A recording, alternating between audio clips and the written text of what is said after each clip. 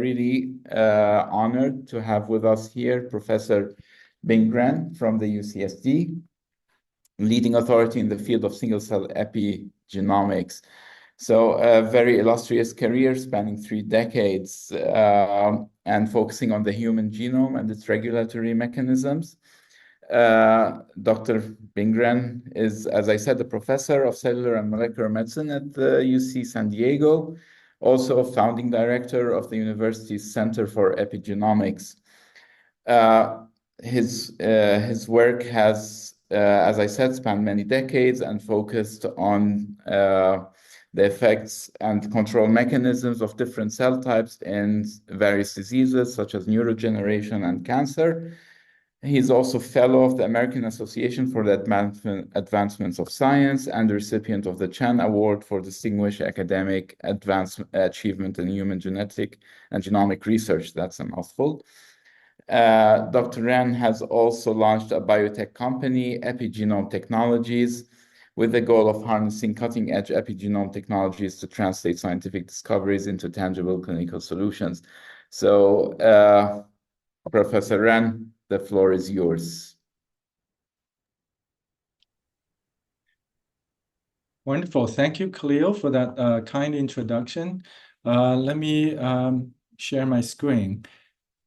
Are you able to see the right screen? Yes. Excellent. So to begin with, I'd like to thank Khalil and Singleron for organizing this Single Cell Innovator series. It's very, very exciting to join you.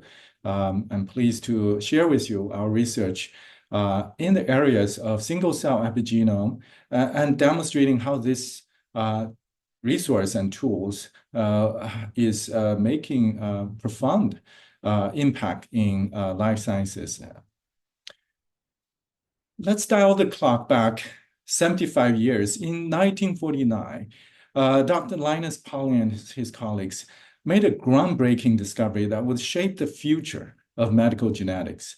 They identified a structural defect in hemoglobin as the cause of sickle cell disease. This seminal work would establish a paradigm that has guided decades of research and drug development. The notion that mutations in protein coding genes are fundamental drivers of human disease.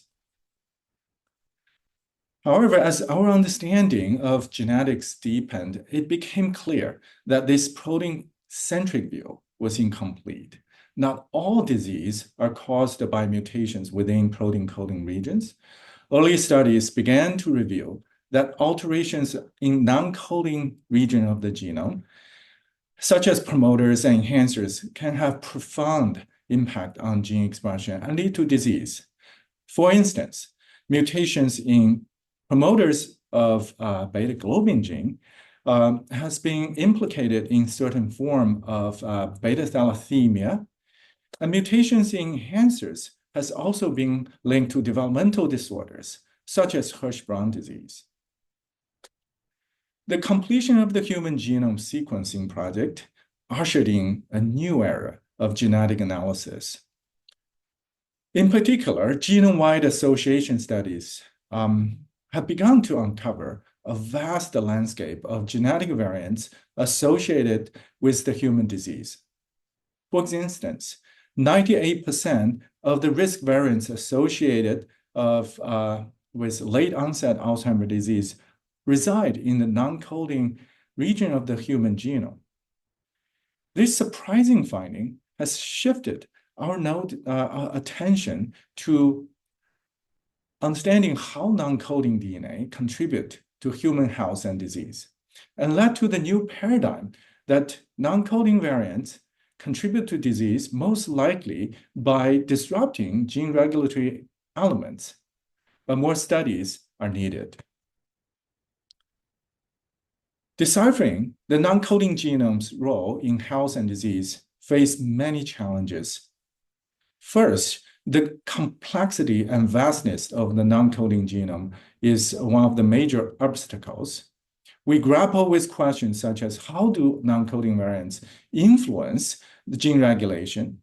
What regulatory elements are affected? when and where are the elements that affected contribute to development and disease? To address these challenges, epigenome profiling approaches have emerged as a powerful tool.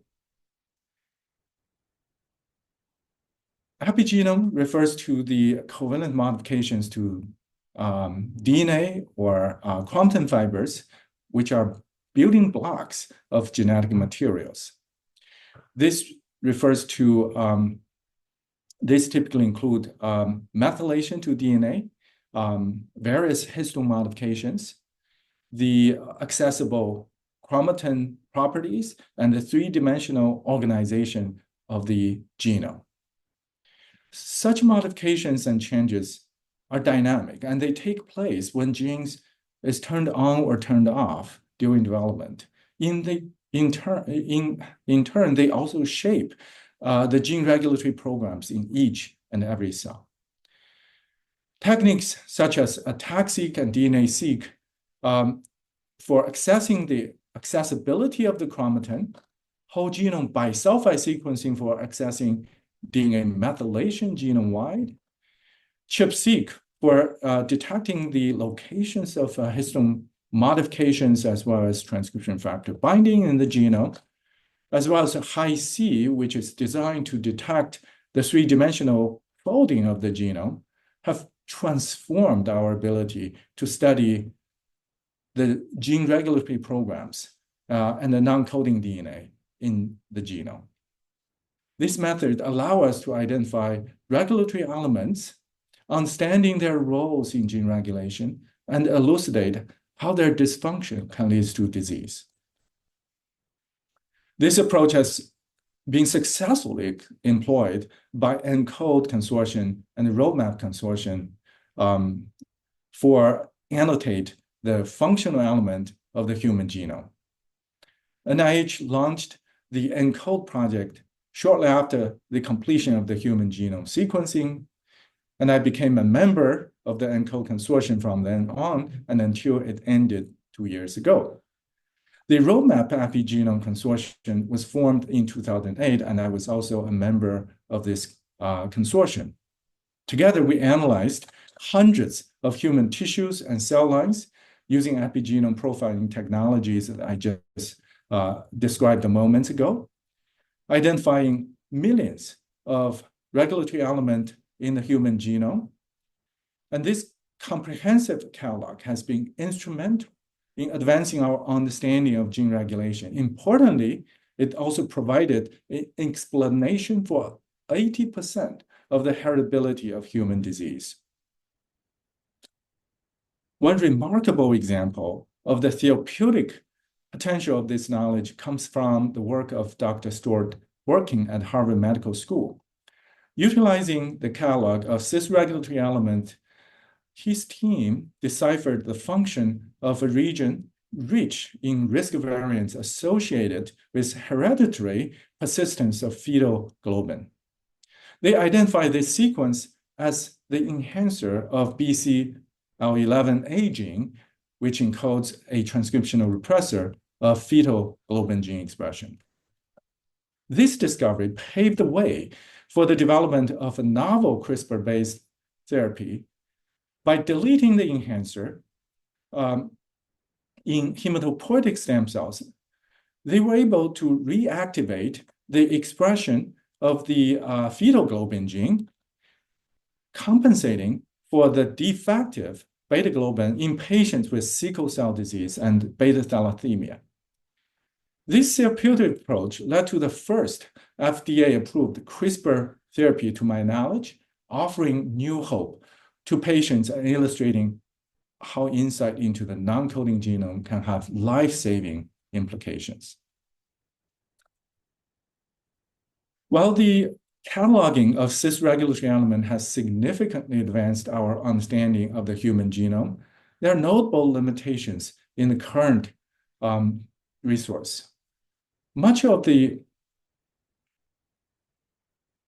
catalog was based upon bulk studies using heterogeneous tissues. The aggregate signals from mixed cell types obscure the cell type specific function of regulatory elements.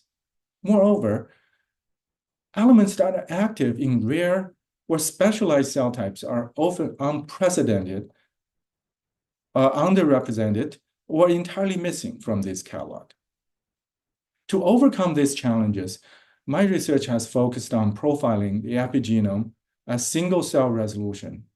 By examining individual cells, we can group them into clusters of cells with similar profiles to discern cell types, and then identify regulatory elements in the constituting cell type for each sample.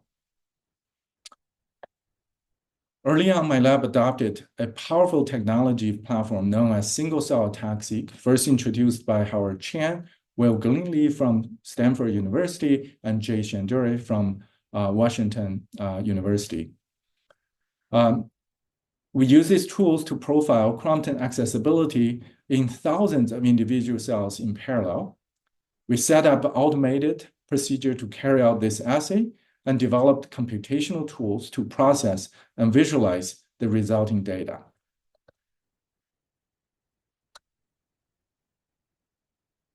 Applying this strategy, we successfully mapped chromatin accessibility in over 1 million human cells, combining data from 30 adult tissues and 15 fetal tissues. This extensive analysis enabled us to annotate 222 cell types in the body and delineate nearly 1.2 million candidate cis-regulatory elements in the human genome. This new comprehensive catalog provides a more complete and nuanced understanding of gene regulation across different cell types in the human body. It can be visualized in a web portal that we developed named catalyst.org. I encourage you all to explore this.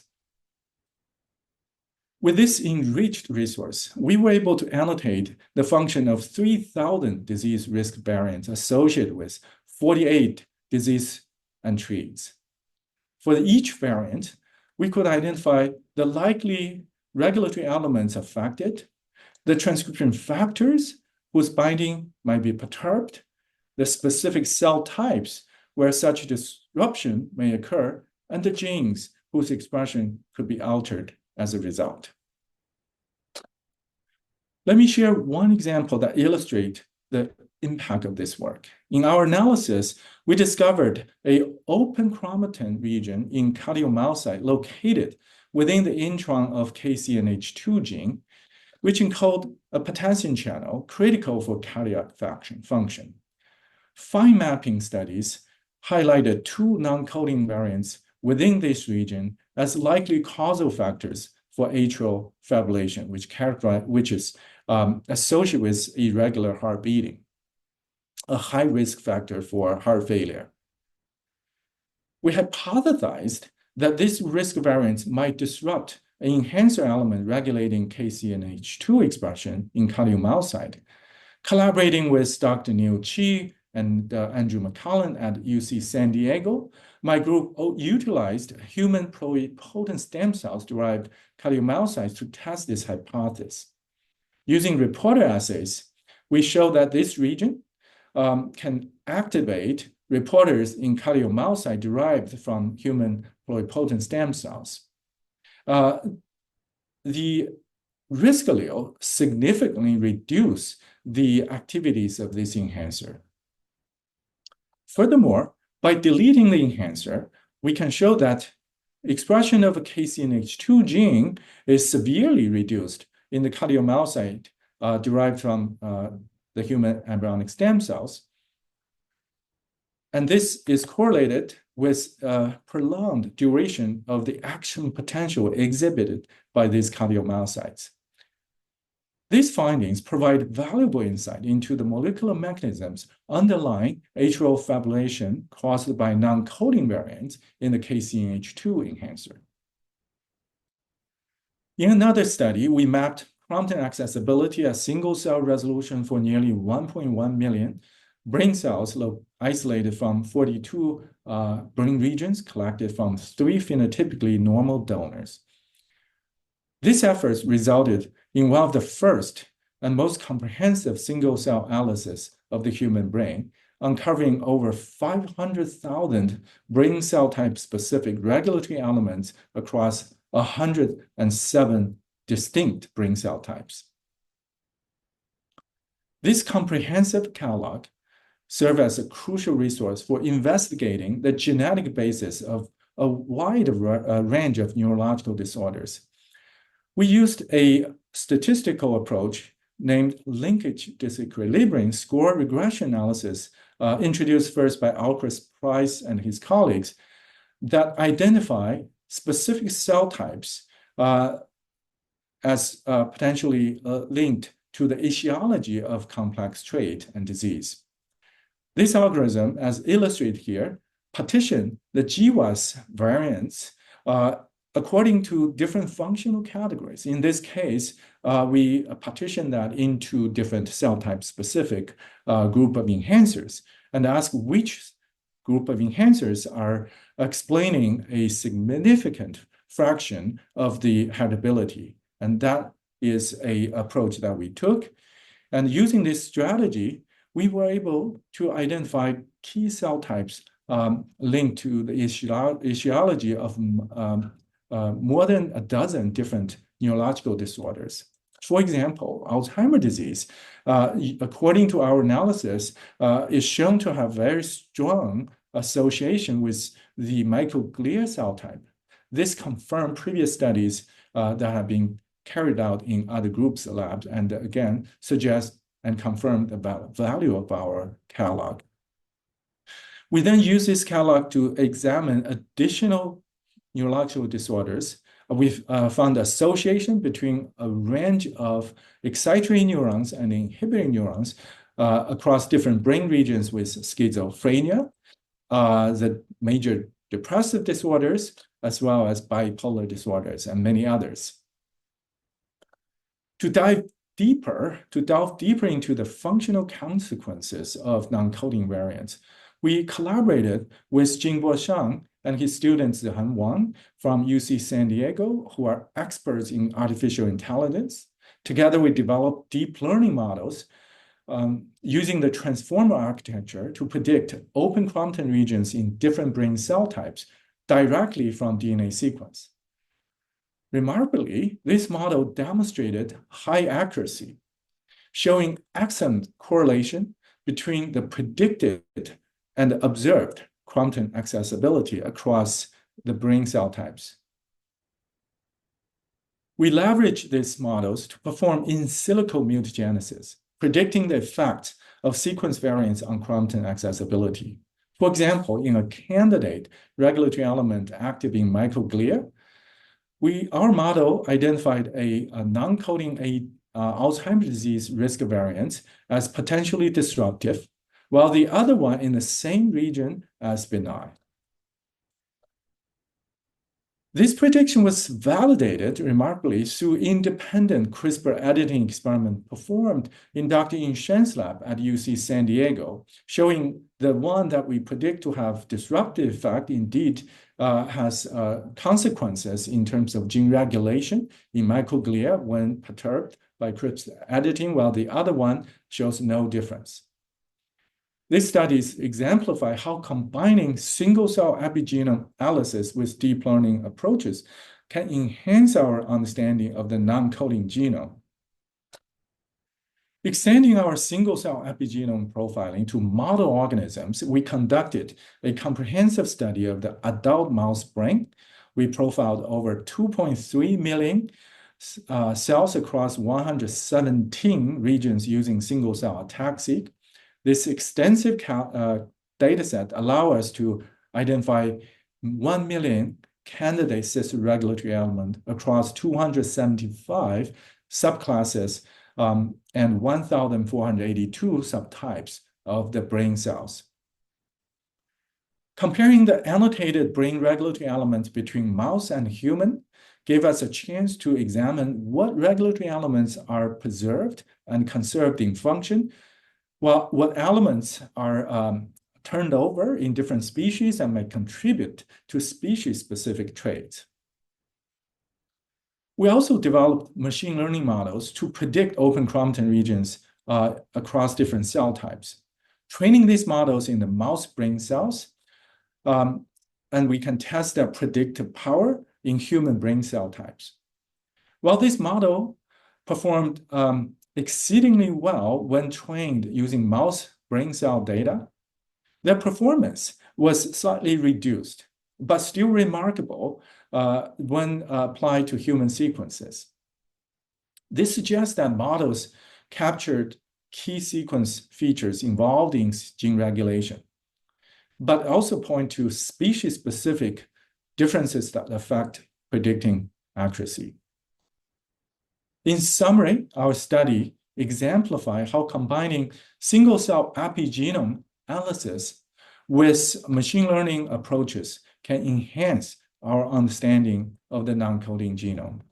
By integrating high-resolution single-cell epigenome data with advanced computational models, we strive to predict the impact of genetic variants on gene regulation within specific cell types, which ultimately can pave the way for novel therapeutic strategies. Building upon these previous advances, I would like to turn to discuss our ongoing and future studies that aimed at deepening our understanding of the non-coding genome's role in human health and disease. While a substantial body of literature, including that of our own, has linked non-coding variants to a variety of human disease, determining their precise role requires further investigation. Specifically, we need to address three major knowledge gaps. The first one is to understand the dynamic chromatin state and transcription factor binding of regulatory elements across different cell types, and determining how variants can perturb such chromatin state and transcription factor binding. And to that end, we have developed a high throughput technology called PairTag that allows for joint single-cell profiling of histone modifications or transcription factor binding and gene expression together within individual cells. This strategy combines cut and tag, a tool that Dr. Steve Hanikoff from Fred Hutchinson developed a number of years ago, but adopted into single-cell format together with single-cell RNA-seq platform through the usage of 10x multiome droplet platform. We can perform this joint analysis of single-cell cut and tag and gene expression very rapidly and robustly. For example, using this strategy, we can demonstrate detect the location of histone modifications such as lysine 27, acylation of histone H3, an active histone modification marker typically found at active enhancers or promoters, or another histone modification mark, lysine 27 trimethylation, which is typically marking the repressed state of genes or regulatory elements. In individual cells, each track represents data from individual cell. This enables us to then correlate how transcriptional dynamics is correlated with chromatin state changes in individual cells across a population. We use this to study the human brain tissue, examining multiple brain donors and particularly human cortical areas. Lei Chang in my lab, together with Yang Xie, who was the developer of the droplet form of the PairTag, studied more than 2 million human brain cells using this strategy. They were able to distinguish dozens of different cell types in the cortical tissues using this RNA, and then analyze the histone modification states, whether active state or repressive state in individual cell types. For example, this is to show the three major groups the glutamatergic excitatory neurons and the GABAergic inhibitory neurons, as well as astrocyte microglia, oligodendrocyte populations. And you can detect active Chromatin marks at the marker genes for each of the cell type, but you can also detect repressive histone marks in marker genes outside of the cell type where these genes are active. So using this strategy, we can begin to annotate a much greater percentage of the human genome. As I mentioned, the coding region of the human genome only accounts for about 1.5% of the human genome. By using ATAC-seq analysis across different cell types in the brain, we can uncover regulatory elements that together account for 8.4%. By using both ATAC-seq and the Chromatin modification marks, the active Chromatin modification marks, we immediately double the Chromatin regions, genomic regions that are associated with these epigenetic marks. And further, by including the repressive Chromatin marks, we can see annotate nearly more than 1/3 of the human genome that are involved in gene regulation in the brain cell types.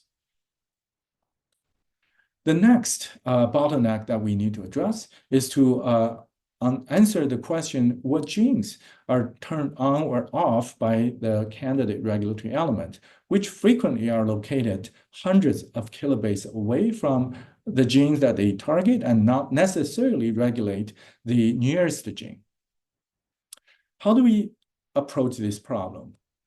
A commonly used approach known as activity by contact model, also known as ABC model, predict enhancer targets by combining histone modifications such as lysine 27 acylation marks, as well as contact frequency in space.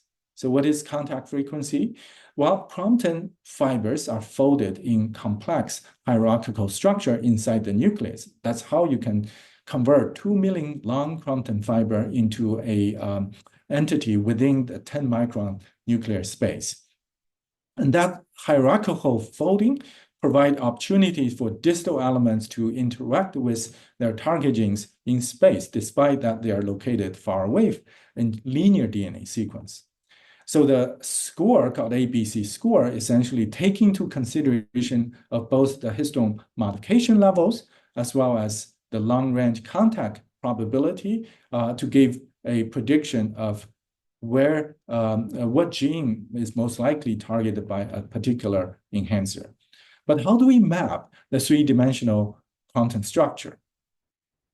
In the past, this is done using Hi-C, which is a method that involves cross-linking and restriction digestion, followed by in situ ligation and sequencing of the fragments, ligation product. This typically was performed in bulk in the past, but Lei Chang and Yang Xie in my lab devised a clever strategy to perform this Hi-C experiment in individual droplet using the 10x droplet format. So in this assay, they perform this bulk Hi-C and then immediately put this into the droplet and allow the subsequent molecular barcoding to happen such that the fragment released from each nucleus is ligated to a cell-specific barcode.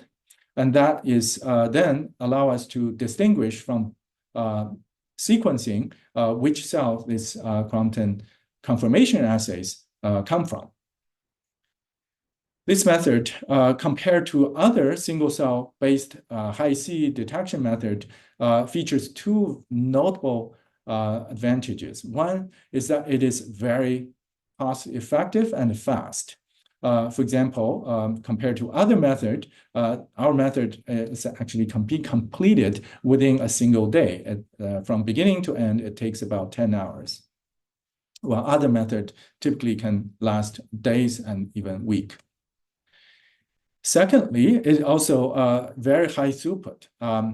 with low cost, but also we can process tens of thousands cells in a single batch. So we demonstrate the utility of this method by applying it to the mouse cortex. From 6,000 cells, we were able to distinguish roughly 20 cell types. And for each cell types, we can examine the chromatin conformation, both at the chromosome level as well as detailed level. Basically, you can see that if you zoom in into this region, you can begin to see chromatin domains known as topologically associating domains. Zooming into even further details, you can begin to see loops connecting distal element to their target genes that correspond to activation of the gene. So we can map many such loops. And when you examine the loops for each individual cell types, you typically find that such chromatin loops are enriched for cell identity genes, indicating that formation of such loops, dynamic loops, could be a mechanism involved in regulation of the expression of these cell identity genes. So lastly, the bottlenecks and the key knowledge gap we want to address is how to determine the functional effect of regulatory variants on gene expression and the cellular function. This is really the holy grail in human genetics, and I have to say we are still trying to approach this problem.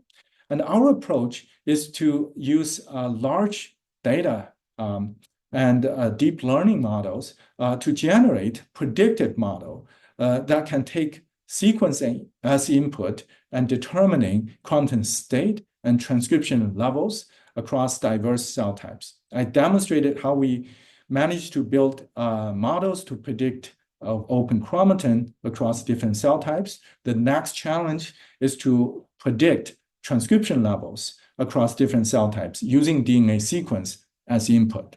If we can build such models, that means we can then perform in silico mutagenesis and predict how variants can affect transcription of genes in diverse cell types. I don't have any data to show you. We are still in the process of developing such models by combining the tens of millions of single cell data across different modalities, open chromatin, DNA methylation, histone modification, as well as chromatin conformation to make our models more and more predictive. And I hope to share with you results from that effort in the future. In summary, our ongoing and future studies aim to bridge the gap between identification of non-coding DNA variants and understanding their roles in human disease. By developing and applying cutting-edge single-cell and multi-model technologies, we hope to uncover the molecular mechanism by which non-coding variants influence gene regulation and cellular function and disease pathology. Through this efforts, we hope to provide deeper insight into the non-coding genome and pave the way for novel therapeutics to be developed that target regulatory element and epigenetic state. Last but not the least, I would like to thank my numerous collaborators and colleagues at UC San Diego and beyond. Without their support and contributions, what I presented would not have been possible. In particular, I'd like to highlight the work from Yang Li, Kai Zhang, who contributed to the brain single-cell analysis, as well as the human body single-cell analysis. They play a major role, together with my former student, Jake Hawker. I mentioned the work from Lei Chang and Yang Xie. I did not have time to mention another talented postdoctoral fellow, Zhaoning Wang, who also are using paired tag to study the mouse brain function and the structure. I particularly want to thank my collaborator, Joe Ecker, Margaret Barron, and Lane Trigby Biken for their help with the human brain single-cell analysis, and Neil Chi, Andrew McCollum from UC San Diego on the heart single-cell analysis work. And there are many other collaborators whose work I didn't have time to mention. And to close, I'd like to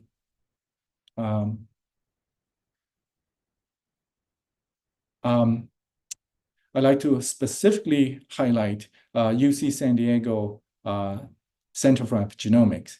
This is a truly collaborative research hub launched in 2016, and it's dedicated to epigenomic technologies and applications to health and disease. Since its inception, the center has, with a staff of 27, has collaborated with over 100 UC San Diego faculties and both within and outside of the campus, and contributed over 100 papers. And we invite you to come and join us in collaborations. With that, I'd like to end and thank you all for your attention, and happy to take questions at the Q&A session. Thank you very much. Thank you very much. That was really fascinating. Great work. As mentioned, there will be a Q&A session, so please type in your questions. There's a Q&A, you will find it at the bottom, and we will address all the questions at the end. We still have one talk coming up, and this is by Dr. Christopher Hartle, who is a computational biologist and data scientist with 10 years of bioinformatics and statistical modeling experience. His background is in bioinformatics in diverse areas such as genomics, epigenomics, machine learning, and neurogenetics. And Dr. Hartle is also a Chief Technology Officer at Epigenome Technologies, so Professor Ren's company. And yeah, the floor is yours, Dr. Hartle. Thank you very much, Khalil. Thank you, Professor Ren. What a wonderful talk. And thank you to Singleron for hosting us at this webinar. And thank you, everyone, for listening in. All right. So single-cell profiling has really taken off lately, both in discovery and in clinical research. It's become a crucial tool for making sense of complex biology, as Professor Ren showed, and it lets researchers get a better look at the different cell types within a tissue, what states they're in, how they're talking to each other. That's important because it helps us to figure out how treatments actually work and to help pick out preclinical models that do a better job mimicking what's going on in real patients. Now, research isn't just about transcription, at least not anymore. Labs are looking really to maximize the information that they get about each cell. And they're starting to look at epigenetic changes, protein interactions, genetic mutations. And the Singleron platform, along with the compatible assays around it, is really at the forefront of developing the next generation of these single-cell tools to meet these new needs. Now, traditional single-cell methods, they're great for looking at RNA or open chromatin, but they miss a lot of what's going on behind the scenes. They don't always catch the key regulatory mechanisms that actually drive gene expression changes.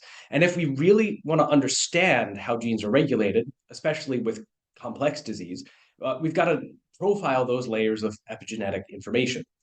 This means looking at things like chromatin states, how chromatin remodelers work, transcription factors, DNA modifications, the whole picture of what's going on in the nucleus. But the thing is that most of the current methods for these modalities still rely on bulk or sorted cells, and so they miss those dynamic changes that happen in individual cells, like how they differentiate or respond to immune challenges, or how disease kind of takes hold. So there's this real need to take single-cell profiling further to get those detailed maps of chromatin modifications and where transcription factors bind, so we can understand gene regulation in a lot more detail. To fill that gap, Epigenome Technologies has brought the paired tag assay to the wider community.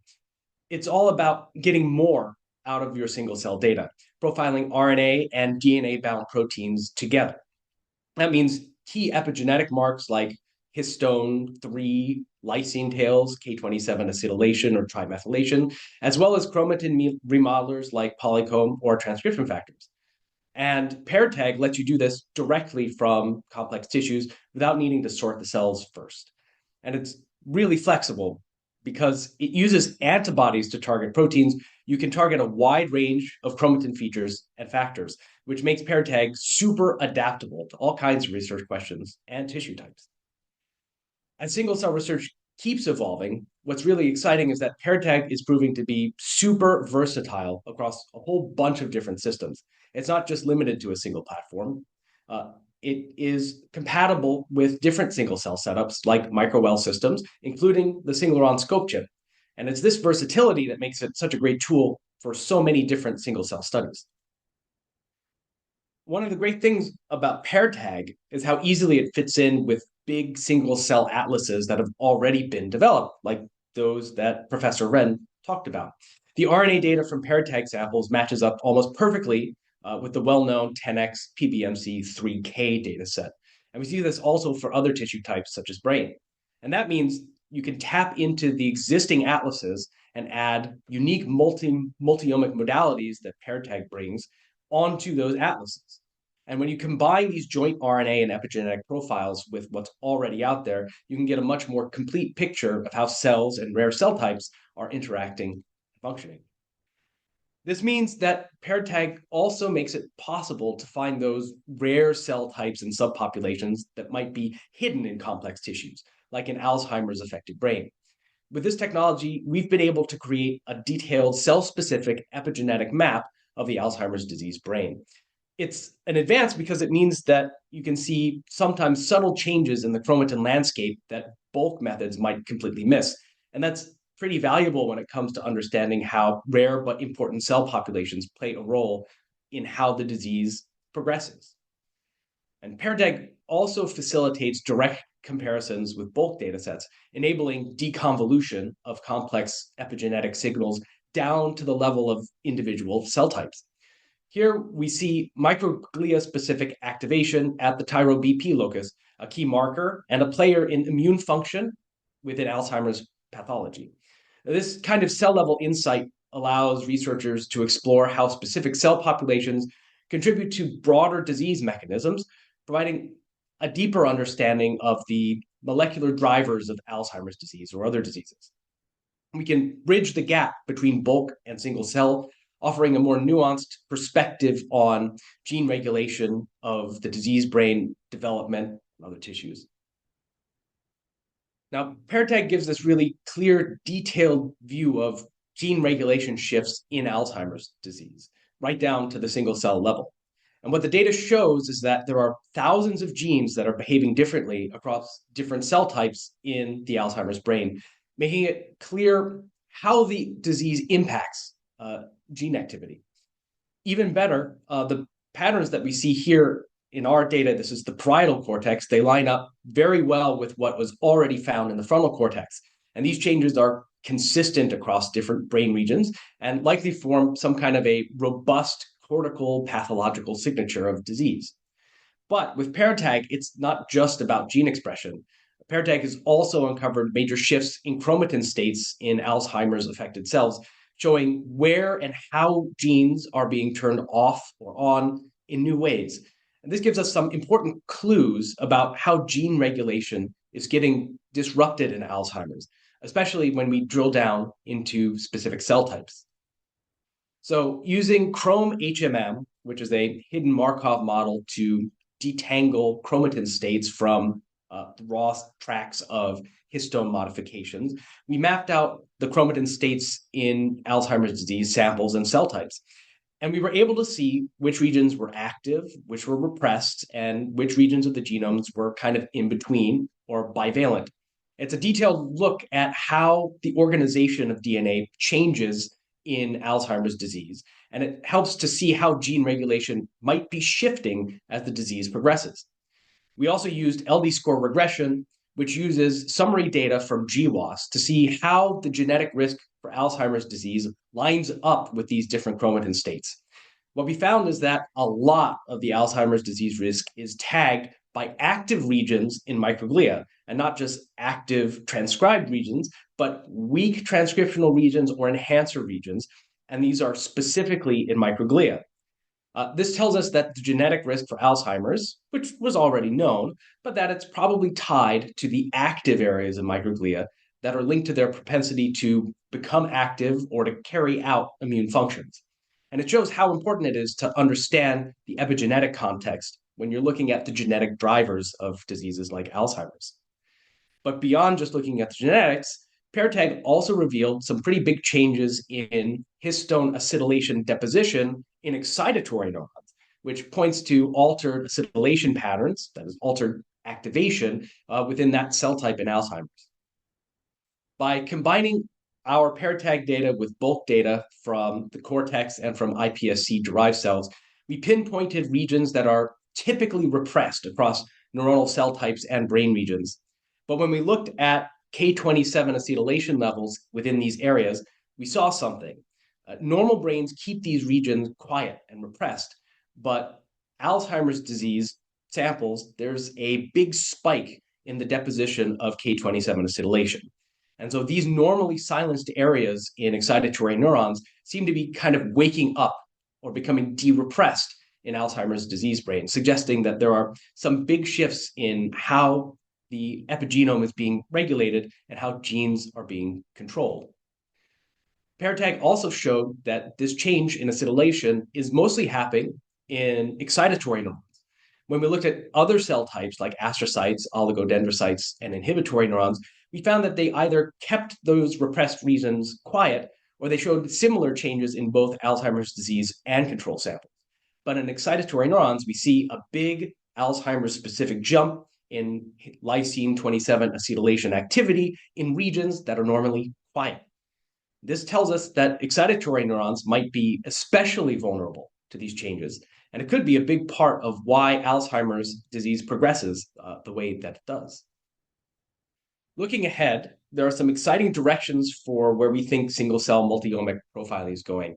First, we're seeing more and more researchers trying to capture multiple layers of information from single cells, not just RNA, not just open chromatin, but epigenetics, genetics, and even metabolites. It's all about getting the most from every cell and a rich view of how those cells functions and respond to their environment.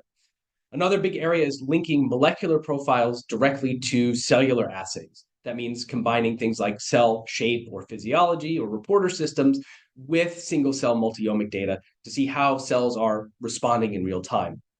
The industry is also starting to make real progress with difficult or challenging sample types, like working with archival, FFPE samples, organoids, and that's going to open up even more possibilities. And finally, there's a shift happening more widely in the community from just validating targets to letting the single cell data guide new ideas.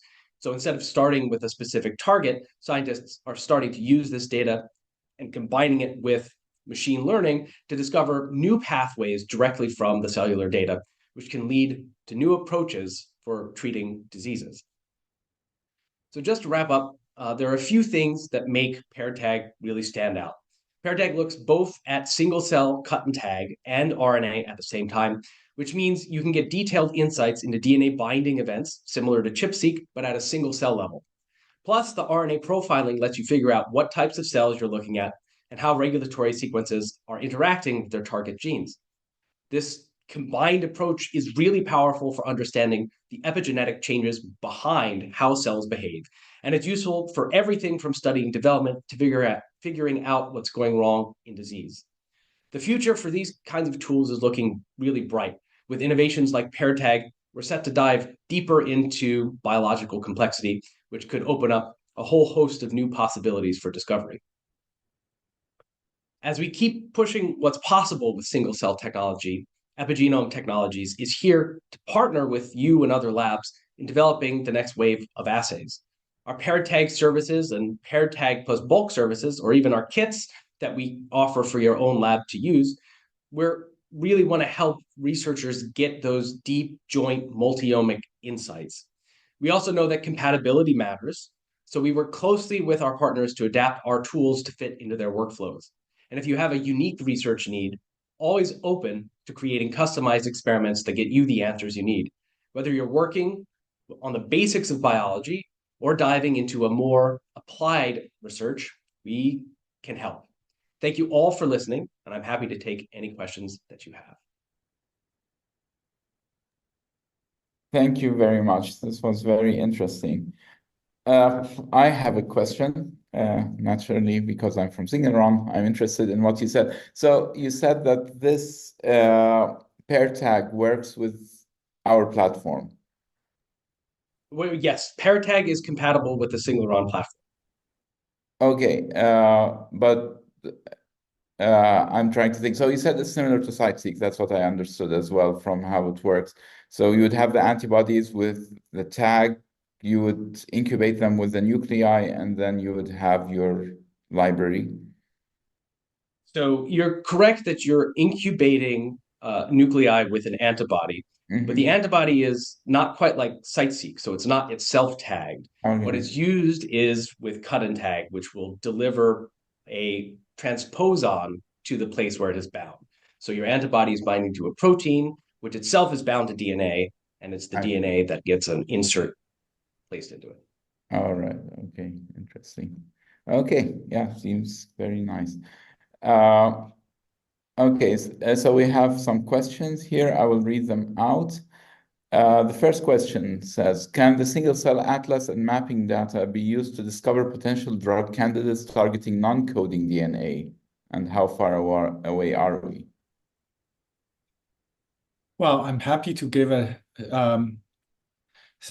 attempt to answer this question, and that is our goal, to use the single cell technologies as I described to ultimately understand how non-coding variants contribute to human disease, which necessarily would involve both transcription regulators and the Chromatin remodeler proteins that can be targeted, as well as DNA sequences that serve as switches turning on or off genes. As I illustrated that it's already happening that such an enhancer was targeted by the CRISPR Therapeutics company to develop the first therapy against sickle cell disease. So I think we are already there. But how far in terms of making this a true powerful tool that everyone use? It depends on how much we can understand the gene regulatory programs. Sometimes it's will take years to fully understand. But the data has been generated and continue to be generated. I think as a whole, the community probably is not that far away to turning this strategy into real impact in health and clinical care. Okay. Thank you. And the second question has to do more with the bioinformatics, but I guess it's for both. How do you annotate single-cell epigenome data? Do you need to obtain epigenetic and transcription data simultaneously from the same sample? Maybe Chris. Happy to take that. It depends, and it depends largely on the protein or open chromatin that you're profiling. So if you are profiling something like open chromatin or an active mark that's present at promoters, you can effectively use the same strategy as you would use for single-cell RNA expression, simply by ranking genes by the degree of activity you see at their promoter. And so, for instance, if you're looking at PBMC data and you see CD3 coming up really high, you say, okay, that's probably a T cell. If you see MS4A1 up there in the rank, it's probably a B cell. For some marks, K27 trimethylation, you can kind of do the reverse, and you can say, okay, what genes are being repressed?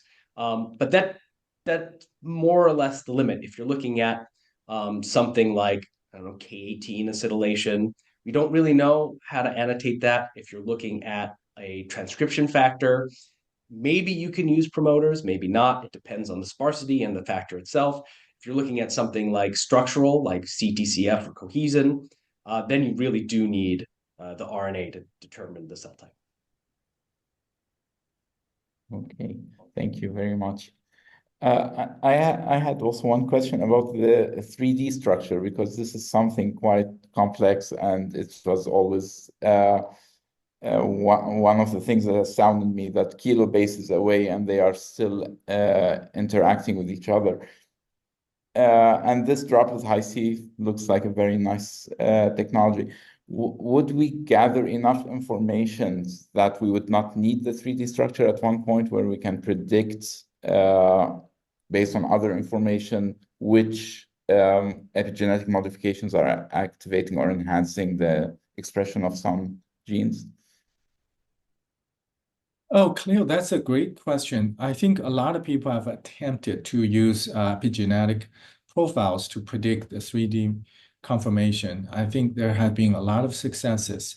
But the truth is, before we have fully validated those predictive models, it's still better to have the data generated.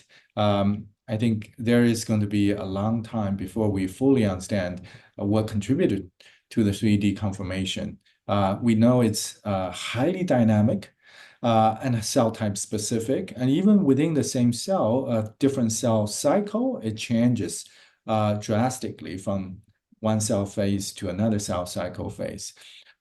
So we are beginning to understand the molecular mechanisms shaping the quantum conformation, and we are also appreciated the complexity of the relationship between the conformation and the gene regulation. So it's definitely not linear, definitely not straightforward. So there is still quite a lot of basic research that needs to be done. So in that period, I think we still have to collect a lot of data. I can imagine. And does it all have to be in the droplet? Just being. Oh, you are absolutely right. I think I mentioned there are micro-well-based single cell Hi-C. There are other strategies. I have no doubt that the Singleron micro-well-based format can be adapted for single cell Hi-C analysis. Okay, yeah, seems nice. And yeah, a question actually comes up, which is one I wanted to ask. What species can the pair tag technology work with, besides human, of course? So we've had it successfully run every time we've tried anything mammalian. We have collaborators that are working on Drosophila and Arabidopsis, and initial results are suggestively positive.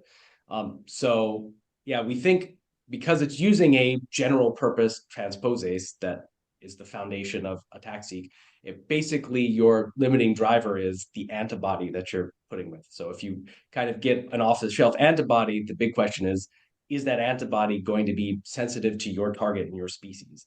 And you may need a customized one if the protein you're targeting is diverged from the human or mouse version that it was built against. Okay, seems good. Yeah, it's amazing how many people are working on non-standard species. So we started with mouse and human, and then soon enough people came from Arabidopsis, from Drosophila, but also from weird like wild pigs and everything possible. We've worked so many species here. Okay, well, I think this is all the time that we have. Thank you very much for this interesting.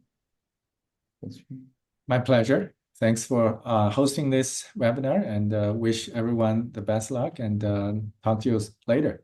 Yeah, thank you very much. And mentioning later, of course, as I said before, this is the third part of a webinar series. We still have one to go, so I urge everyone to register. Here is a QR link, so you can easily register. You don't have to type in that URL. And yeah, thank you for our speakers. Very, very interesting talks. And yeah, see you next time.